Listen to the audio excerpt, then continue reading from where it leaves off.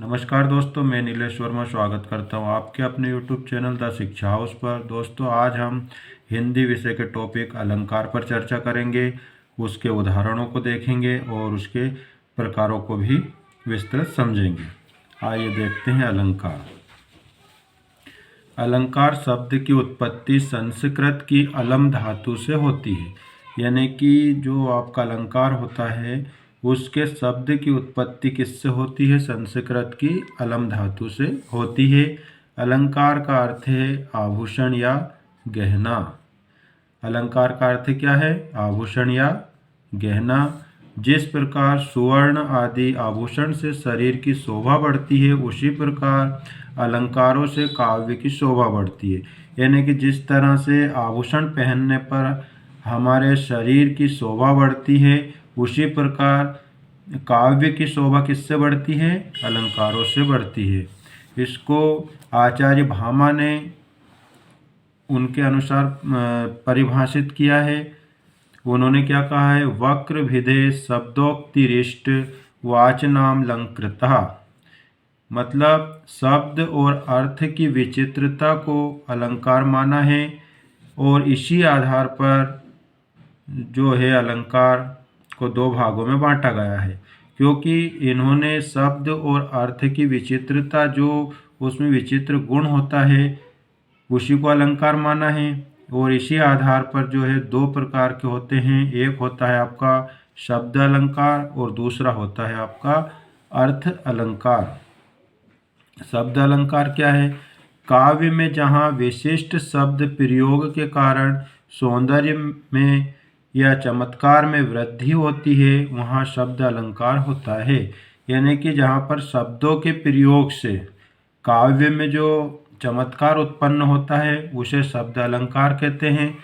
और इसमें क्या होता है कि शब्द को बदलकर उसके स्थान पर पर्याय रख देने पर चमत्कार समाप्त हो जाता है।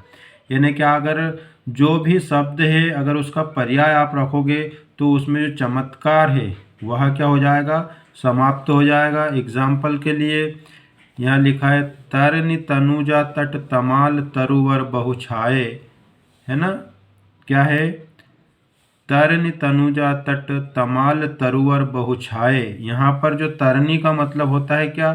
सूर्य। और तनुजा का मतलब होता है पुत्री। अगर यहाँ पर तरनी की जगह सूर्य और तनुजा की जगह पुत्री रख देंगे तो क्या होगा? इसका जो सौंदर्य है और जो इसकी लय है, इसका चमत्कार है, वह समाप्त हो जाएगा। इसलिए इसमें क्या होता है? शब्द अलंकार में अगर आप इसका पर्याय रखते हो तो उससे उसका सौंदर्य या चमत्कार समाप्त हो जाता है। शब्द अलंकार जो होता है यह निम्न प्रकार के होते हैं: अनुप्रास अलंकार, यमक अलंकार, श्लेष अलंकार, वक्रोक्ति अलंकार और विप्सा अलंकार। ये सब क्या हैं? आपके शब्द अलंकार हैं। और जो अनुप्रास अलंकार है उसके अंतर्गत छेका अनुप्रास, वृत्त्यानुप्रास और लाटानुप्रास होता है। और वक्रोक्ति के अंतर्गत श्लेष मूला वक्रोक्ति और काकमूला वक्रोक्ति। अब हम इन सभी जो एग्जाम्पल जो इनके प्रकार हैं इनको एग्जाम्पल सहित समझने का प्रयास करेंगे, है ना?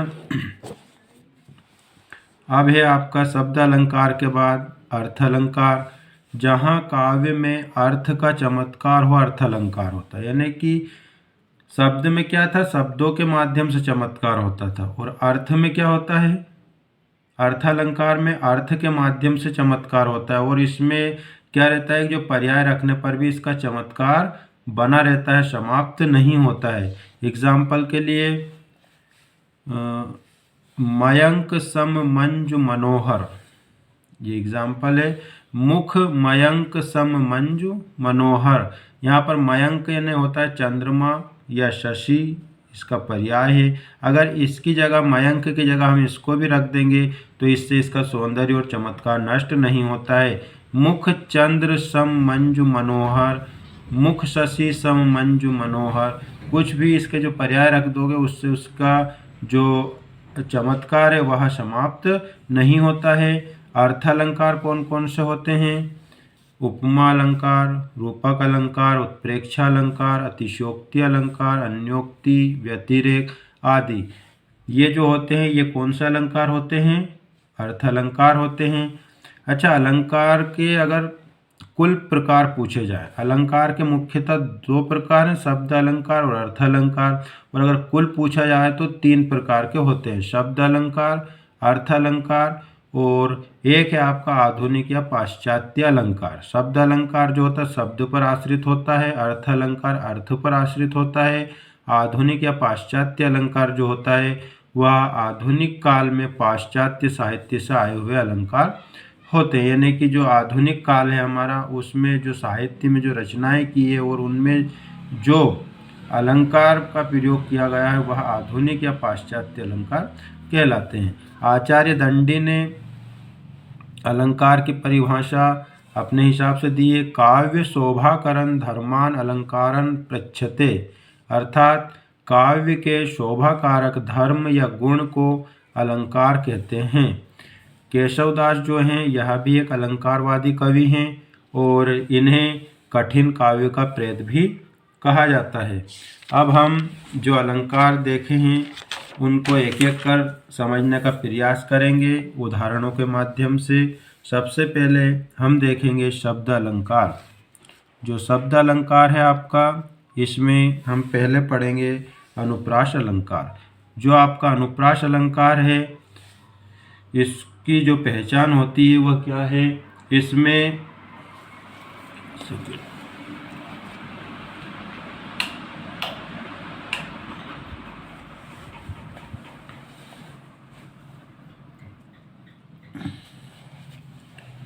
जो आपका अनुप्रास अलंकार है इसकी पहचान क्या है कि इसमें जो वर्ण होते हैं उनकी आवृत्ति बार बार होती है। इसमें क्या होता है? वर्णों की आवृत्ति होती है। एग्जाम्पल के लिए बंदव गुरुपद पदुम परागा सुरुचि सुभाष सरस अनुरागा।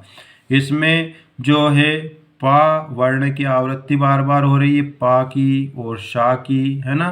तो यह क्या है कि जिनमें व्यंजन वर्णों की आवृत्ति बार बार हो रही है वह कौन सा अलंकार होगा? आपका अनुप्रास अलंकार होगा, है ना। इसके बाद आता है आपका वृत्त्यानुप्रास। वृत्त्यानुप्रास में क्या होता है? अनेक व्यंजनों की अनेक बार क्रमता आवृत्ति। क्रमता आवृत्ति का मतलब क्या है कि जो वर्ण एक के बाद एक लगातार आए वह होता है क्रमता, यानी कि उसमें क्रम ना टूटे। जैसे कलावती, केलीवती, कलिंदजा, यहाँ पर का के बाद ला आया है, दूसरे शब्द में का के बाद ला आया है और तीसरे शब्द में भी का के बाद ला आया है। तो यह होते हैं आपके वृत्त्यानुप्रास। और जो आपका लाटानुप्रास होता है इसमें क्या होता है? शब्द व अर्थ दोनों की पुनरुक्ति होती है, तो शब्द की भी और अर्थ की भी। पूत कपूत तो क्यों धन संचय, पूत सपूत तो क्यों धन संचय। यहाँ पर क्या पूरे एक हिसाब से देखा है पूरे वाक्य का ही रिपीटेशन हुआ है, पुनरावृत्ति हुई है इसमें। तो यहाँ कौन सा अलंकार होगा? लाटानुप्रास होगा। ठीक है, तो ये हैं आपके अनुप्रास अलंकार के प्रकार, जिसमें आपके आते हैं कौन कौन से? वृत्त्यानुप्रास, है ना। और उसके बाद में आता है आपका लाटानुप्रास, छेका अनुप्रास। इन सभी में क्या होता है? वर्णों की आवृत्ति होती है ना, एक के बाद एक। यानी कि जो आपका छेका अनुप्रास होता है उसमें क्या होता है? एक वर्ण की आवृत्ति बार बार होती है। वृत्त्यानुप्रास में क्या होता है? व्रत की तरह चलता है, यानी कि एक वर्ण के बाद दूसरा वर्ण और फिर दूसरे शब्द में भी उसी वर्ण के बाद दूसरा वर्ण आता है। और लाटानुप्रास में क्या होता है? इसमें पूरा वाक्य ही आपका जो शब्द व अर्थ है दोनों की पुनरावृत्ति होती है। इसके अलावा एक आध एग्जाम्पल और मैं बता देता हूँ, जैसे विमल वाणी ने वीणा ली। विमल वाणी ने वीणा ली, तो इसमें क्या है? जो आपका वा वर्ण है इसकी आवृत्ति बार बार हो रही है ना। इसके बाद हम देखते हैं यमक अलंकार। यमक अलंकार क्या होता है? शब्दों की आवृत्ति जहाँ एक शब्द एक से अधिक बार आए और अर्थ अलग अलग निकले, यानी कि जो आपका यमक अलंकार होता है इसमें शब्द तो एक ही आएगा लेकिन उनके अर्थ क्या होते हैं? बार बार अलग अलग निकले, वहाँ होता है आपका यमक अलंकार। एग्जाम्पल के लिए तीन बेर खाती थी, वे तीन बेर खाती थी। यहाँ पर जो तीन बेर है, तीन बेर का मतलब होता है तीन बार, और फिर नेक्स्ट तीन बेर का मतलब होता है तीन बेर, यानी कि जो बेर होते हैं उनकी बात हो रही है। तो इस तरह से इसमें एक ही शब्द आता है और उसके अर्थ भिन्न भिन्न निकलते हैं। एक आध एग्जाम्पल और देता हूँ मैं, एक दो एग्जाम्पल, जैसे कनक कनकते सो गुनी, माधकता अधिकाय, या खाए बोराय जग व पाए बोराय, है ना। इसके बाद एक दो एग्जाम्पल और दे देता हूँ मैं आपको इसमें, जैसे सारंग ले सारंग चली, सारंग पूगो आय, सारंग ले सारंग धरियो, सारंग निष्क्यो आय। यानी कि इसमें जो सारंग है, इसका इस शब्द का प्रयोग बार बार हुआ है, लेकिन जो आपका सारंग है इसका भिन्न भिन्न अर्थ निकलता है। इसका घड़ा के रूप में सुंदरी, वर्षा, वस्त्र, और उसके बाद में सरोवर, इन सभी के लिए सारंग का उपयोग किया जाता है ना। इसके अलावा एक आध एग्जाम्पल और दूंगा, जैसे सजना है मुझे सजना के लिए, है ना। किस प्रकार का एग्जाम्पल, जैसे सजना है मुझे सजना के लिए, यानी कि यहाँ सजना क्या है, तैयार होना, और दूसरा सजना जो है आपका वह है उसका प्रिय या उसका पति। तो इस तरह से ये होते हैं आपके यमक अलंकार के एग्जाम्पल। अब श्लेष अलंकार, श्लेष अलंकार में क्या होता है, एक शब्द एक से अधिक बार आए और वह अर्थ अलग अलग हो, यानी कि इसमें भी जो होता है अर्थ जो होता है चिपका हुआ अर्थ रहता है। श्लेष का मतलब होता है चिपकना, एक ही वह शब्द आएगा और उसके भिन्न भिन्न अर्थ निकलेंगे, वहाँ पर कौन सा अलंकार होगा, श्लेष अलंकार होगा। जैसे रही मन पानी राखिए, बिन पानी सब शून, पानी गए न उबरे मोती मानस चून। यहाँ पर जो आपका पानी है उसका एक बार अर्थ निकलता है चमक, और दूसरी बार में प्रतिष्ठा, और फिर पानी गए न उबरे मोती मानुष चून, और एक चून मतलब जो होता है आपका क्या होता है, जल होता है। यानी कि जो मोती यहाँ पर यूज किया गया है इसका मतलब होता है चमक, है ना। और जो प्रतिष्ठा है, मानुष, मानुष मतलब उसकी प्रतिष्ठा, और एक जो है आपका जल, इसका मतलब होता है चून, है ना। तो क्या हुआ, रहीमन पानी राखिए, बिन पानी सब शून, पानी गए न उबरे मोती मानुष चून। यहाँ पर पानी का तो जो उपयोग हुआ चमक के लिए, सॉरी ये चमक के लिए किसका यूज हुआ, मोती का, है ना। और जो प्रतिष्ठा है उसके लिए मानुष का, और चून मतलब होता है आपका जल। इसके अलावा और एक दो एग्जाम्पल मैं आपको बता देता हूँ इसमें, जैसे जो रहीम गति दीप की, कुल कपुत की सोय, बारे उजियारे करे, बड़े अंधेरा होय। यानी कि इन पंक्तियों में रहीमदास जी ने क्या कहा है कि जो हालत दीप की होती है या दीपक की होती है, यही हालत एक कुलीन की होती है। दीपक मतलब क्या, बारे, दीपक मतलब बारे जलाने पर प्रकाश करता है, और बालक, बालक का क्या है, बचपन में या बारे बचपन में प्रकाश या खुशी देता है ना, और वो अच्छा लगता है। बाद में जैसे दीपक के बड़े, यहाँ पर बड़े का उपयोग है बुझने से, है ना, अंधेरा हो जाता है, वैसे ही कपूत के बड़े, यानी कि बढ़ने पर क्या हो जाता है, खानदान में अंधेरा हो जाता है ना, अर्थात बदनाम हो जाता है।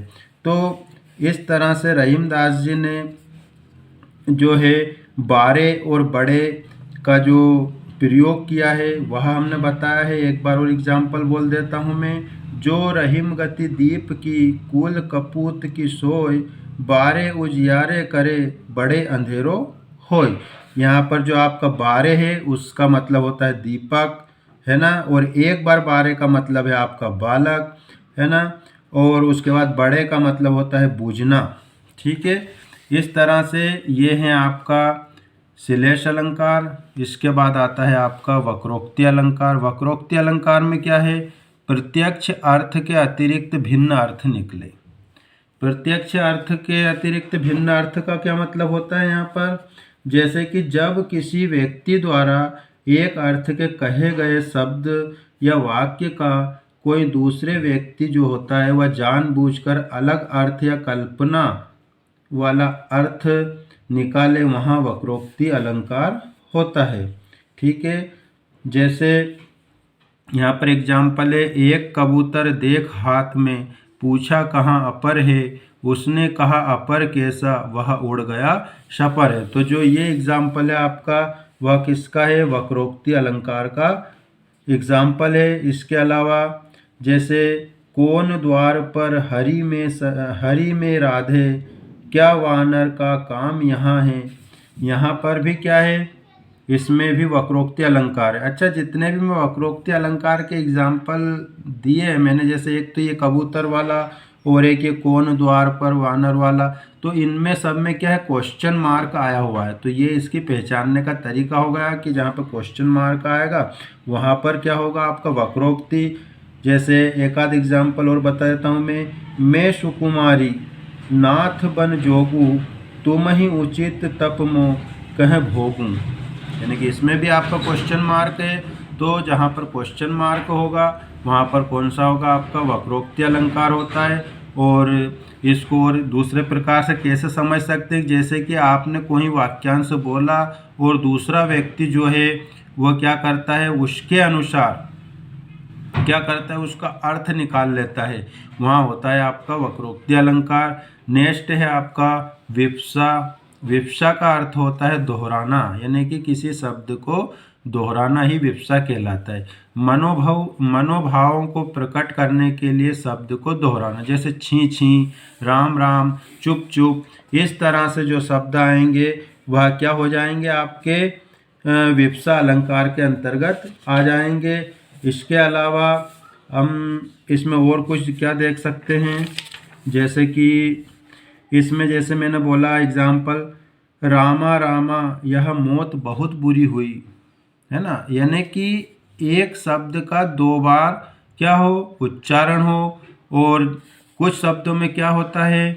विस्मयादि बोधक का निशान भी होता है या चिन्ह होता है, उससे भी आप पता कर सकते हो कि इसमें कौन सा अलंकार है। अगर विस्मयादि बोधक का अलंकार मिलता है तो उसमें विवक्षा अलंकार, और वक्रोक्ति में क्या होता है? आपका क्वेश्चन मार्क होता है ना। नेक्स्ट है आपका अगला अर्थ अलंकार। अर्थ अलंकार में क्या है? इसको यहाँ पर उपमेय और जो उपमान है आपके, इनको ध्यान से समझना, क्योंकि अर्थ अलंकार में इन्हीं का ही सबसे ज़्यादा प्रयोग होता है। उपमा अलंकार को देखेंगे हम सबसे पहले। इसे अलंकारों का सिरमौर माना जाता है, यानी कि अलंकारों में सबसे ऊंचा माना जाता है किसको? उपमा अलंकार को। और इसके कितने अंग हैं? 4 अंग हैं। उपमेय या प्रस्तुत, उपमान, अप्रस्तुत, समान धर्म या गुण, सादृश्यवाचक शब्द, है ना। अब इनको देख लेते हैं ये होते क्या हैं, क्योंकि इसको समझना बहुत ज़रूरी है। अगर ये समझ में आ गया तो आपको अर्थ अलंकार आसानी से समझ में आ जाएगा। जैसे उपमेय या प्रस्तुत, जिसकी उपमा दी जाए, यानी कि कहने का मतलब जो आपके पास है, जो बंदा प्रस्तुत है ना, वह क्या होगा? आपका उपमेय होगा। ठीक है। और उपमान अप्रस्तुत, जिससे उपमा दी जाए, यानी जो प्रस्तुत नहीं है और जिससे आप उसकी तुलना करोगे, वो क्या हो जाएगा? आपका उपमान। समान धर्म या गुण, उपमेय व उपमान में पाया जाने वाला उभयनिष्ठ गुण, यानी कि जो आपका उपमेय और उपमान दोनों में जो कॉमन जो क्वालिटी होगी, जो गुण होगा, वह आपका होगा समान धर्म या गुण। सादृश्यवाचक शब्द, इसमें उपमेय व उपमान की समानता बताने वाले शब्द, जैसे सा, ऐसा, जैसा, ज्यों, सादृश्य और समान। ठीक है, ये होते हैं। इसमें एक बार और बता देता हूँ मैं, जो उपमेय होता है वह क्या होता है? जिसकी उपमा दी जाए, और उपमान जिससे उपमा दी जाए, वह होता है आपका उपमान। और इसकी पहचान में और क्या होगा? जैसे सा, ऐसा, जैसा, ज्यों, सादृश्य, समान, इस तरह के जो शब्द आएंगे वह किस में होगा आपका? उपमा अलंकार में होगा। जैसे मुख चंद्र के समान सुंदर है, यहाँ पर क्या है? मुख चंद्र के समान सुंदर है। यहाँ पर जो मुख है ये प्रस्तुत है, आपके पास है, आपने उसको देखा मुख को, है ना। लेकिन जो चंद्र है वह क्या है? आपका उपमान है, यानी कि वह अप्रस्तुत है, आपके समक्ष नहीं है ना। के समान सुंदर, समान जो है आपका वाचक शब्द है। सी, सा, ऐसा, जैसा जो भी हमने देखा वो सब क्या हो जाएंगे? आपके वाचक शब्द हो जाएंगे। और सुंदर जो है यह दोनों के गुण है, मुख भी सुंदर है और चंद्र भी सुंदर है, तो ये आपका समान गुण हो गया। तो क्या हो गया? मुख चंद्र के समान सुंदर है। यहाँ पे मुख आपका उपमेय, चंद्र उपमान, और समान जो वाचक शब्द, और सुंदर समान धर्म या गुण। एक एग्जाम्पल और है, मैंने 3-4 एग्जाम्पल लिख रखे हैं इसके। जैसे नील गगन सा हृदय शांत सा हो रहा। यहाँ पर नील गगन सा हृदय, तो यहाँ पर जो आपका गगन है ये क्या होगा बताओ आप? ये होगा आपका उपमान, यानी जो प्रस्तुत नहीं है, लेकिन हृदय आपके पास प्रस्तुत है ना, आपके पास है। और जो आपका सा है वो हो गया आपका वाचक। और शांत सा ये साधारण धर्म है, हृदय भी शांत है और गगन भी शांत है। तो इस तरह से नील गगन सा हृदय शांत हो रहा, यानी कि इसमें भी कौन सा अलंकार हो जाएगा? आपका उपमा अलंकार। नेक्स्ट है आपका प्रातः नभ था बहुत नीला शंख जैसा, है ना। इसमें भी आपका उपमा कमल सा कोमल गात सुहाना। इसमें भी आपका जो सा है जो आपका ये क्या है? वाचक शब्द है, ठीक है। नेक्स्ट है आपका अलंकार प्रतीप अलंकार। प्रतीप अलंकार में क्या होगा? यह उपमा का जस्ट उल्टा होगा।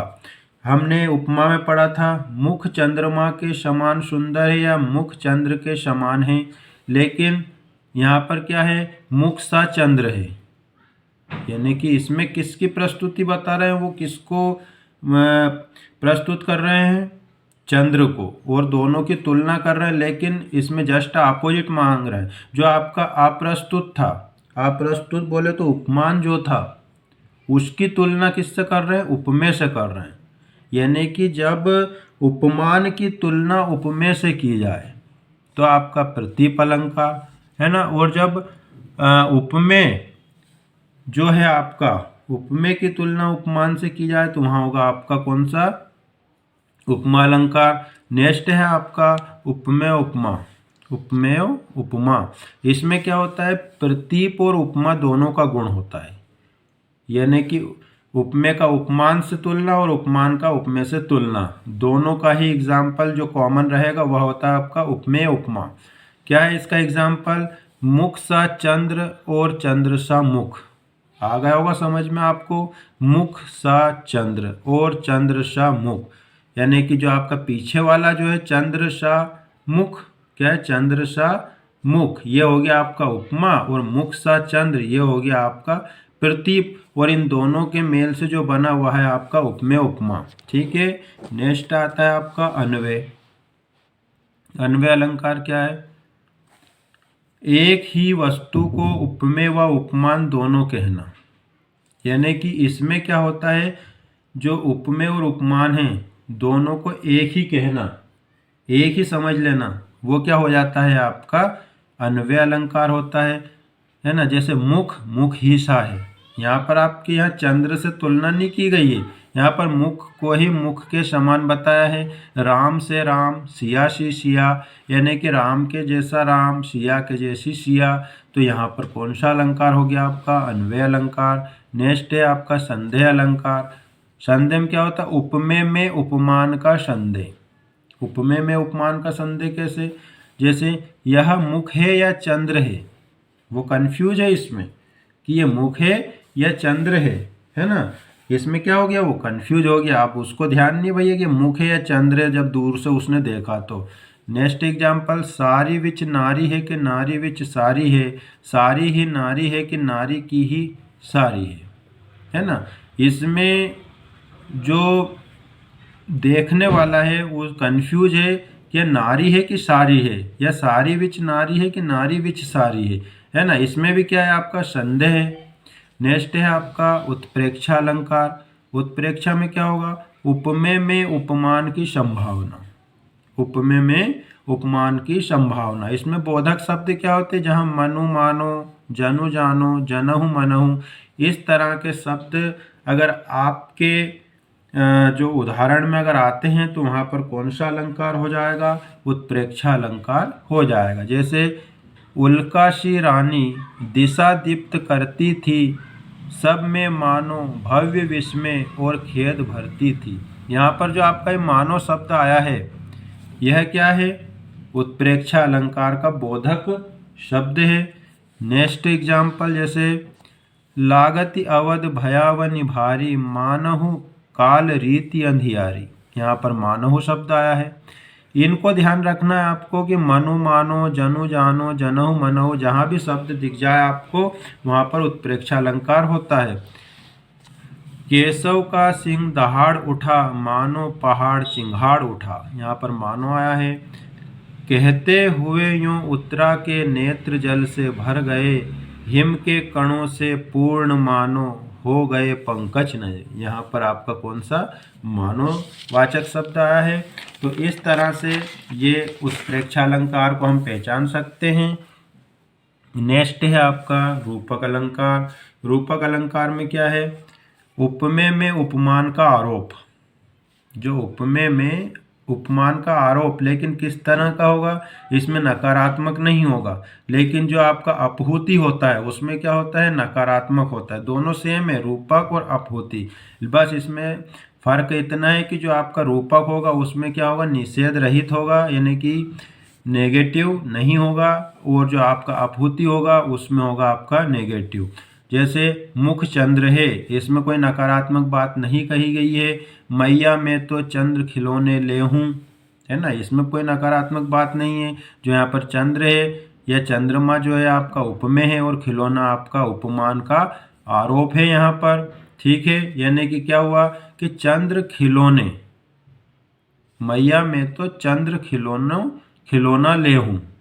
ठीक है, यानी कि यहाँ पर जो है कृष्ण भगवान जो हैं उनकी मैया से कहते हैं कि मैं कौन सा खिलौना ले रहा है, मतलब जो कन्हैया जी हैं वो किस प्रकार का खिलौना ले रहे हैं? चंद्र का, जो चंद्र है उस खिलौने को वह लेने की जिद कर रहे हैं अपनी माँ से, है ना। तो यहाँ पर अपमान का आरोप कहाँ पर हो रहा है? खिलौना।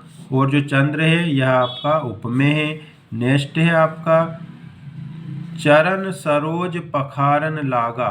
चरण सरोज पखारन लागा। यहाँ पर चरण जो है आपके, चरण मतलब चरण उपमेय है, और सरोज जो है आपका उपमान, यानी कि सरोज जो है आपका कमल, और ये क्या है आपका उपमान।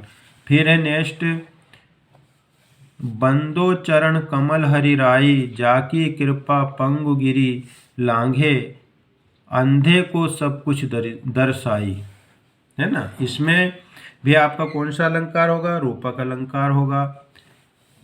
बीती विभावरी जागरी, अंबर पनघट में डूबो रही, तारा घट उषा नगरी।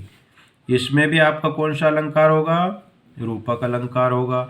जो आपका अपहूति है इसमें क्या होगा? उपमेय में उपमान का आरोप, लेकिन किस प्रकार का? नकारात्मक होगा। यह मुख नहीं चंद्र है, यह मुख नहीं चंद्र है। तो यहाँ पर किसकी बात हो रही है? नकारात्मक या निषेध की। लेकिन जो रूपक था उसमें मुख चंद्र है, यानी कि उसमें मान लिया कि मुख चंद्र है, लेकिन यहाँ पर यह मुख चंद्र नहीं है। अतिशयोक्ति को देखेंगे आप। अतिशयोक्ति का मतलब होता है जहाँ पर क्या हो, बड़ा चढ़ाकर बात की जाए, या फिर सोचने से पहले ही क्रिया हो जाए। यानी कि हम सोच रहे हैं कि हम किस प्रकार से किसी काम को करेंगे, जब तक वह काम ही हो जाए, तो वहाँ पर होगा आपका अतिशयोक्ति अलंकार। जैसे यह चंद्र है, एग्जाम्पल के लिए यह चंद्र है, मतलब कि आपने क्या किया, किसी वस्तु को आपने देखा और बोला कि यह चंद्र है, मतलब आप अतिशयोक्ति है यहाँ पर, क्योंकि कोई चंद्र हो ही नहीं सकता, एक ही है चंद्र। उसके बाद नेक्स्ट है आगे नदियाँ पड़ी अपार, घोड़ा कैसे उतरे पार, राणा ने सोचा इस पार, तब तक चेतक था उस पार। यानी कि यहाँ पर राणा जी सोच रहे हैं कि आगे जो दरिया है बहुत चौड़ा है और इसमें घोड़ा पार कैसे उतरेगा। लेकिन यह राणा जी सोच ही रहे थे, जब तक क्या उनका घोड़ा जो चेतक था वह उस पार था। तो यहाँ पर क्या है, क्रिया वह सोचने से पहले ही क्या हो गई, उनकी क्रिया हो गई। नेक्स्ट है, हनुमान की पूंछ में लग न पाई आग, लंका सारी जल गई गए निशाचर भाग। यानी कि यहाँ पर आग ही नहीं लगी जब तक क्या होगा, लंका जल गई और सारे राक्षस भाग गए। पानी परात को हाथ छुयो नहीं, नैनन के जल से पग धोए। यहाँ पर जब सुदामा की जो दीन दशा देखकर जो कृष्ण भगवान है उनको इतना दुख हुआ कि उन्होंने जो पानी की जो परात थी उसको हाथ नहीं लगाया और अपने नैनन आँखों के जल से ही उनके पग धोए। क्या संभव है, अतिशोक्ति है यहाँ पर भी। तो यहाँ पर क्या हो जाएगा आपका, अतिशोक्ति अलंकार। इसके बाद है नेक्स्ट आपका भ्रांतिमान अलंकार। भ्रांतिमान या भ्रम, समानता के कारण एक वस्तु को दूसरी वस्तु मान लेना। इसमें क्या होता है, एक वस्तु को एक जैसी अगर वस्तु दिख रही है तो उसको क्या करा, उसके जैसे ही उसको मान लिया। इसमें भ्रांतिमान में उपमेय व उपमान के सादृश्य का आभास क्या होता है, इसमें आभास होता है। यानी कि वह एक जैसे उपमेय और उपमान जो है वह एक जैसे हैं और इसी के कारण क्या हो जाता है, उनको भ्रम हो जाता है या भ्रांति हो जाती है। इसमें एग्जाम्पल के लिए जैसे यहाँ पे लिखा है, नाच अचानक ही उठे बिनु पावस वन मोर, जानत हो नंदित करे यही दिशि नंद किशोर, है ना। और एग्जाम्पल जैसे, फिरत धरन नूतन पथिक चले, चकित चित भागी, फूलियो देख पलाश वन, समूहे समुझे दवागी। मतलब इसमें क्या है कि जैसे गर्मी का टाइम रहता है और जो पथिक होते हैं जब वह चलते हैं और गर्मी के कारण जो पलाश के फूल होते हैं वह लाल दिखाई देते हैं आपके, और उनको ऐसा लगता है कि या फिर वह ऐसा समझते हैं कि वहाँ पर क्या आग लगी हुई है, गर्मी इतनी भयंकर पड़ रही है। तो यहाँ पर क्या हो गया, आपका भ्रम हो गया, है ना। वो फूल को क्या समझ रहे हैं, आग समझ रहे हैं। नेक्स्ट है, नाक का मोती अधर की कांति से, बीज दाड़िम का समझकर भ्रांति से।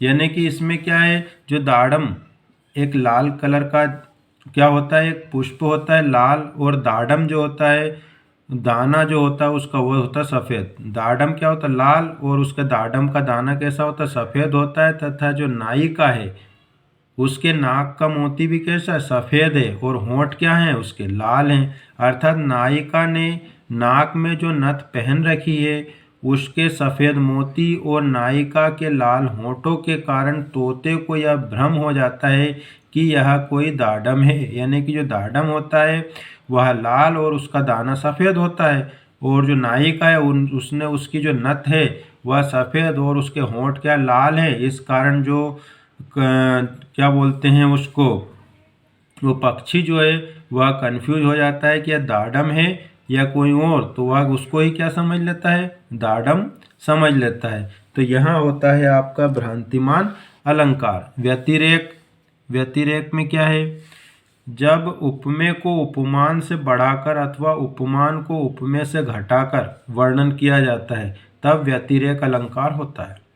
यानी कि उपमेय को उपमान से बड़ा कर दिया जाता है, क्या इसका जस्ट उल्टा कर दो, जैसे उपमान को उपमेय से घटा दिया जाता है, किसी एक को कम कर दिया जाता है। किसको कम कर दिया जाता है, उपमेय को, है ना। उपमेय को तो बढ़ा दिया जाता है और उपमान को क्या किया जाता है, कम कर दिया जाता है। तो वहाँ पर कौन सा अलंकार होगा आपका, व्यतिरेक अलंकार। जैसे राधा मुख को चंद्र सा कहते हैं मतिरंक, है ना। राधा मुख को चंद्र सा कहते हैं मतिरंक, निष्कलंक है वह सदा उसमें प्रकट कलंक। यानी कि यहाँ पर जो चंद्रमा है आपका उसको क्या है, ये उपमान है आपका, इसको क्या कर दिया, उसकी जो तारीफ है उसको कम कर दी गई है, और जो राधा का मुख है उसकी तारीफ उनने ज़्यादा कर दी है। यानी कि जो कहने का मतलब है कि जो राधा का मुख है वह तो सुंदर है, लेकिन जो आपका चंद्रमा है वह तो कलंक वाला है, और जो मुख है वह क्या है, निष्कलंक है। यानी कि जहाँ पर क्या हो, उपमेय की तारीफ और उपमान को तारीफ नहीं की जाती या उसमें कुछ कमी बताई जाती है, वहाँ पर होता है आपका व्यतिरेक अलंकार। नेक्स्ट है आपका अन्योक्ति अलंकार। अन्योक्ति में क्या है? अन्योक्ति अलंकार या अप्रस्तुत प्रशंसा, जहाँ उपमान या अप्रस्तुत के वर्णन के माध्यम से उपमेय प्रस्तुत का वर्णन किया जाए।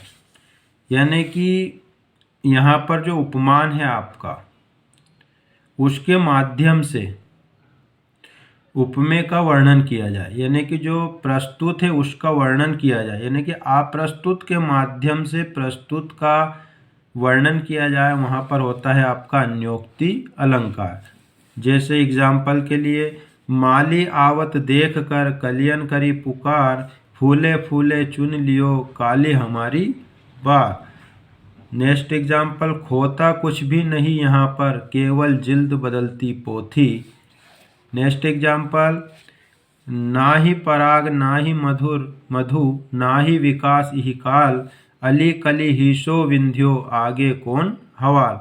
यानी कि इसमें यहाँ भ्रमर और कली का प्रसंग अप्रस्तुत विधान के रूप में है, जिसके माध्यम से राजा जयसिंह को सचेत किया जाता है। उसके बाद, जिन दिन देखें वे कुसुम गई सुबूती बहार, अब अली रही गुलाब में अपत कटीली डार। देखो यहाँ पर मैंने हर जो अलंकार है उसके दो दो तीन तीन एग्जाम्पल दिए हैं, ताकि आपको समझ में आ जाए, कंफ्यूज नहीं होना। जैसे कि मान लिया, जरूर नहीं कि आपको जो सारे उदाहरण हैं उनके अर्थ पता हो, है ना। तो इसमें क्या, जैसे एग्ज़ाम में क्या होता है, 4 ऑप्शन आते हैं अपने पास, ठीक है। 4 में से आपको उनको एलिमिनेट करना है, हटाना है, उनकी क्वालिटियाँ देख देख कर। जैसे कोई भी एक एग्जाम्पल दिया आपको, और उसमें क्या करना है, जो आपके 4 ऑप्शन है उनमें से आपको उनकी पहचान करनी है, और इस तरह से आप सही आंसर पर पहुंच जाओगे। जरूर नहीं कि आपको यार आंसर या इसका अर्थ नहीं पता है तो कि हम इसको कर नहीं पाएंगे, ऐसा कुछ नहीं है इसमें, है ना। नेक्स्ट है ब्याज स्तुति या ब्याज निंदा। ब्याज स्तुति या निंदा, यानी कि स्तुति के माध्यम से निंदा की जाए और निंदा के माध्यम से स्तुति की जाए, है ना। यानी कि प्रशंसा के माध्यम से किसी की प्रशंसा की जाए, प्रशंसा के माध्यम से क्या हो, निंदा, और निंदा के माध्यम से प्रशंसा। वहीं पर होता है आपका ब्याज स्तुति ब्याज निंदा अलंकार। ऊधो तुम अति चतुर सुजान, जो पहले रंग रंगी श्याम, रंग तीने ना चढ़े रंग आन। यानी कि यहाँ पर जो गोपियाँ हैं वह ऊधो को कहती है कि तुम बहुत चतुर हो। यहाँ पर उसकी क्या कर रही है, तारीफ कर रही है। ऊधो तुम अति चतुर सुजान, यानी कि तुम बहुत चतुर जान पड़ते हो। जो पहले रंग रंगी श्याम, रंग तीने ना चढ़े रंग आन, यानी कि जो पहले से ही श्याम रंग में रंगी हुई है उनके ऊपर कोई दूसरा रंग नहीं चढ़ता। यानी कि यहाँ पर देखो, ऊधो जी की तारीफ भी कर रही है और तारीफ के माध्यम से क्या उनकी निंदा हो रही है ना। नेक्स्ट है आपका विरोधाभास अलंकार। विरोध का आभास देने वाला, या जहाँ विरोध ना होते हुए भी विरोध का आभास हो। यानी कि आपको ऐसा लगे कि जिस पंक्ति में विरोध हो रहा हो वहाँ पर होगा आपका विरोधाभास अलंकार। इसमें एग्जाम्पल, विरोध ना होते हुए विरोध होना, है ना। जैसे मीठे लगे अखियान लुनाई, है ना। मीठे लगे अखियान लुनाई, यानी कि जो आँखों के आंसू हैं वह मीठे लग रहे हैं। क्या है यहाँ पे, आँखों के जो आंसू है वह मीठे लग रहे हैं। यानी कि यहाँ पर विरोध ना होते हुए विरोध की बात, यहाँ पर विरोध नहीं कर रहे हैं आंसू का, लेकिन विरोध है यहाँ पर, क्योंकि उनको मालूम है आँखों के जो आंसू मीठे नहीं हैं, है ना। सुधी आए सुधी जाए, सुधी आए सुधी जाए मतलब कि क्या है, जब किसी की याद आए, यहाँ पर सुधी का मतलब है आपका याद आना, और सुधी जाए मतलब चेतना, ठीक है। ये होता है, इसमें भी आपका क्या विरोध प्रदर्शित हो रहा है। नेक्स्ट है आपका बेन सुनिया जब ते मधुर तब ते सुनत न बेन, है ना। इसमें भी आपका कौन सा, विरोधाभास अलंकार। नेक्स्ट है आपका विभावना। कारण के अभाव में जहाँ कार्य हो रहा हो वहाँ विभावना अलंकार होता है। यानी कि क्या हो, क्रिया हो रही है बिना कारण के, यानी कि जो काम करने वाला है वह नहीं है लेकिन काम हो रहा है, वहाँ होगा आपका विभावना अलंकार। जैसे बिनु पद चले सुने बिनु काना, कर बिनु कर्म करे विधि नाना। बिनु पद चले यानी कि बिना पैर से चल रहे हैं, सुने बिना बिनु काना और बिना कान के क्या कर रहे हैं, सुन रहे हैं। कर बिनु कर्म करे विधि नाना, और बिना हाथों से ही वह बहुत सारे भिन्न भिन्न प्रकार के काम कर रहे हैं। यानी कि यहाँ पर कारण नहीं है, उसके बाद भी क्रिया हो रही है, वहाँ पर हो जाएगा आपका विभावना अलंकार। नर की अरु नल नीर की गति, एके करी जोय, जे तो नीचे वहे चले ते तो ऊंचो होय। इसमें भी आपका विभावना अलंकार।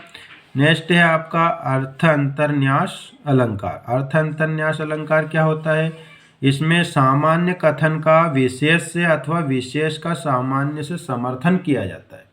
यानी कि इसमें एक कथन आपका सामान्य होगा और एक कथन जो होगा आपका विशेष होगा, और इन दोनों की क्या की जाएगी, एक दूसरे से समर्थन किया जाएगा। जैसे जो रहीम उत्तम प्रकृति का, हरि सकत कुशंग, चंदन विष व्यापत नहीं, लिपटे रहत भुजंग। इसमें क्या है कि जो यहाँ पर रहीमदास जी कहते हैं कि जो आपका जो उत्तम प्रकृति का जो व्यक्ति है ना, वह अगर गलत संगत वाले व्यक्ति या दुर्जन व्यक्ति के संपर्क में भी आता है तो उस पर कोई प्रभाव नहीं पड़ता है। और उन्होंने इस पंक्ति का समर्थन किसको देते हुए किया है कि चंदन विष व्यापत नहीं, लिपटे रहत भुजंग।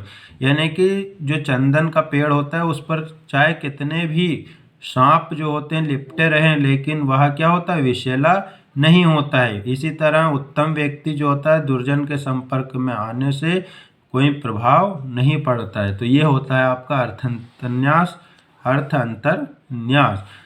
नेक्स्ट एग्जाम्पल, जाहि मिले सुख होत है, तिहि बिछुरे दुख होय, सुर उदय फूले कमल, ता बिनु सकुचे सोय।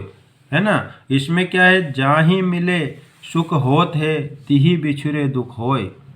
यानी कि यहाँ पर ये कहा गया है कि जब कोई मिलता है तो आपको सुख की प्राप्ति होती है और जब बिछड़ता है तो दुख की। और इस पंक्ति को कैसे उन्होंने समर्थित किया है, सूर्य उदय फूले कमल, यानी कि जब सूर्य उगता है तो जो कमल होता है वह खिलने लगता है, ता बिनु सकुचे सोय, और जब सूर्य डूब जाता है तो वह वापस मुरझा जाता है।